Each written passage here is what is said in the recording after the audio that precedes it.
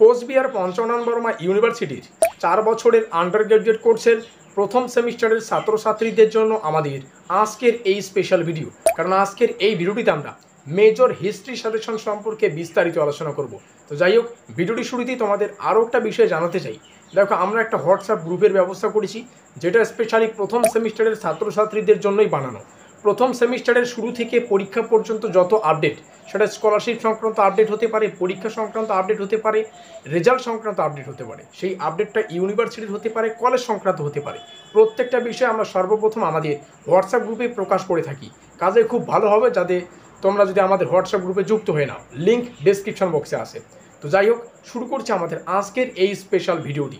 এই হচ্ছে আমাদের প্রথম প্রশ্নটিতে জানতে চাইছে C14 ডেটিং পদ্ধতি কী, বা প্রশ্নটি ঘুরিয়ে ফিরে আসতে পারে C14 ডেটিং পদ্ধতি বলতে কী বোঝায়। দেখো, প্রশ্নটি মোস্ট ইম্পর্টেন্ট।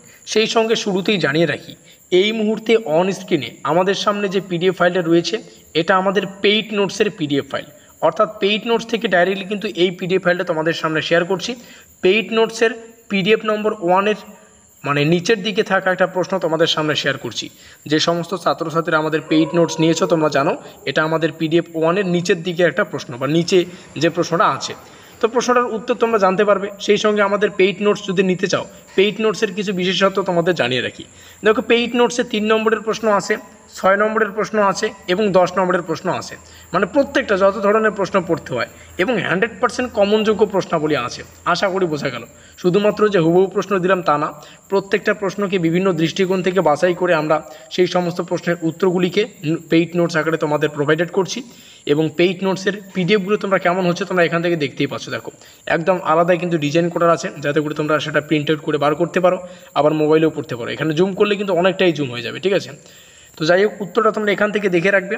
আর প্রত্যেকটা প্রশ্নের কিন্তু আমরা প্রশ্নগুলোকে দুটো ভাষায় আলোচনা করছি। দেখো, এই প্রশ্নটির ইংলিশ ভার্সন এখানে রয়েছে।